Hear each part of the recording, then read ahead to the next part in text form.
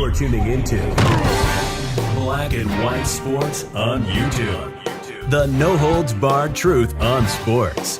The main event starts now. All right, Black and White Sports supporters, we're going to talk about the Kansas City Chiefs. As you guys know, we've been watching this Jackson County sales tax vote that they were going to have that was going to extend the sales tax and allow the Chiefs and the Royals to put in a stadium somewhere else, and I believe down in the Crossroads.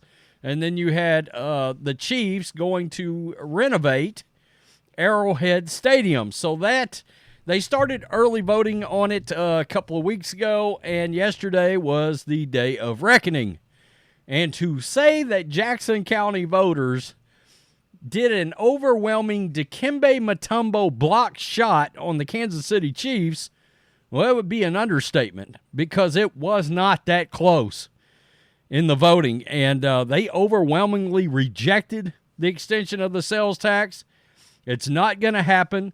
The Kansas City Chiefs, their team president, the Chiefs themselves, have been threatening the Chiefs fans with a potential move if this thing doesn't go through.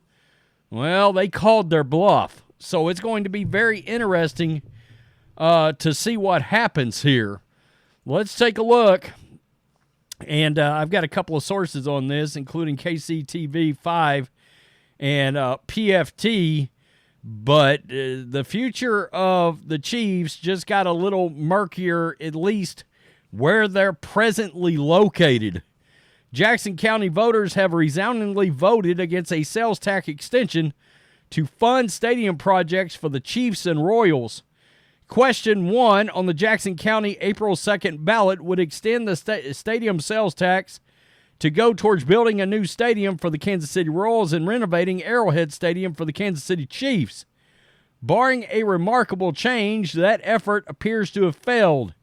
With 100% of the precincts reporting, Kansas City voted 30,791 for no, 22,399 for yes.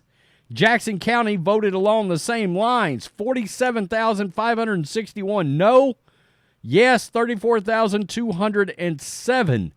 The combined was ugly for the Chiefs.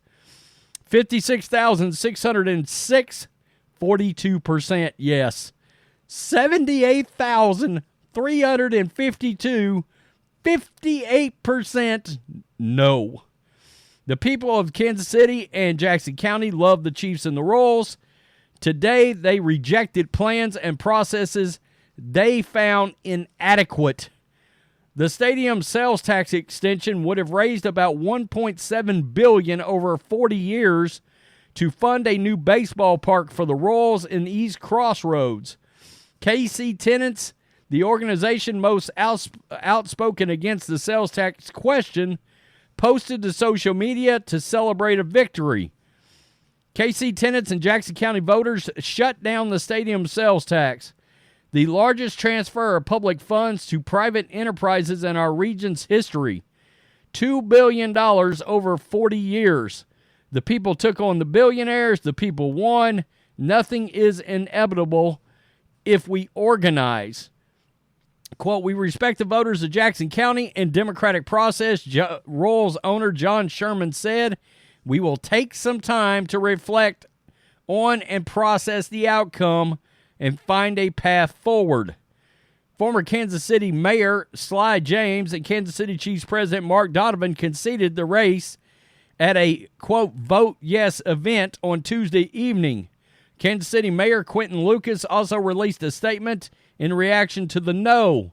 Over the months ahead, I look forward to working with the Chiefs and the Royals to build a stronger, more open and collaborative process that will ensure the teams, their events, and investments remain in Kansas City for generations to come. Now, keep in mind, these stadiums they fund a lot of business in and around these stadiums, whether it's lodging or restaurants, bars. We know how this goes, and there's people that work at all these places, right? The current lease at Truman Sports Complex lasts until January 31st, 2031, while Sherman said the Royals would not play at Kauffman Stadium beyond 2030. The Chiefs are hopeful of remaining at Arrowhead Stadium. So there is, and you see it right there. And there's a new location, a new area known as the Crossroads, as a vibrant arts and restaurant scene, and it is just blocks away from the T-Mobile Center and bustling Power and Light Entertainment District.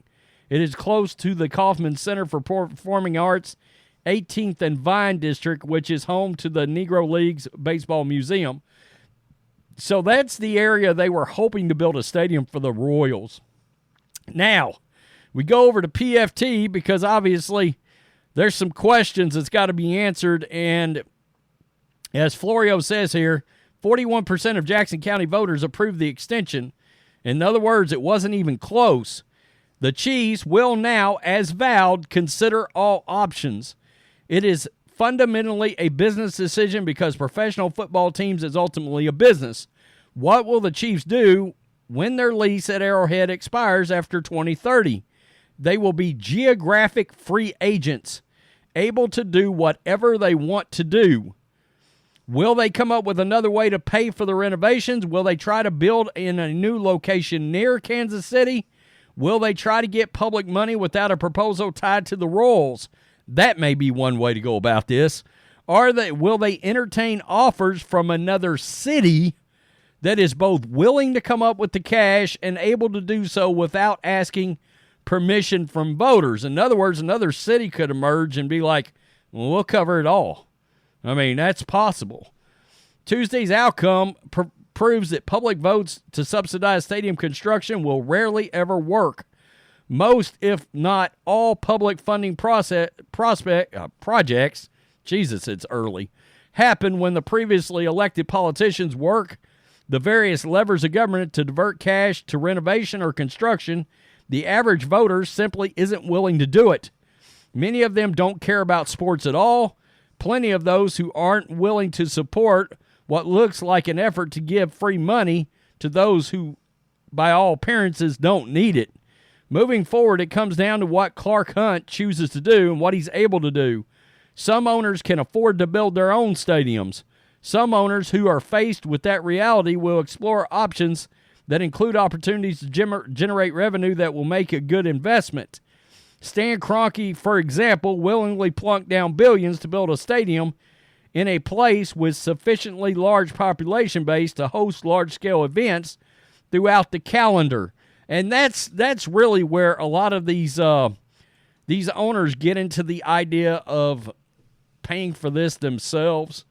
For example, like SoFi, like he's talking about with Kroenke, can they do a WrestleMania? Can they do a Taylor Swift? Can they do all these other things that flow throughout the year? Now, the problem you got is if you're in a place like Kansas City, well, in the winter, it is cold as a mother, all right? And we saw that during a playoff game. So it can hurt, I assume, hosting other events with an outdoor stadium that's not in a dome or something like that. SoFi's got the dome. Plus, they're in L.A. where the weather's good.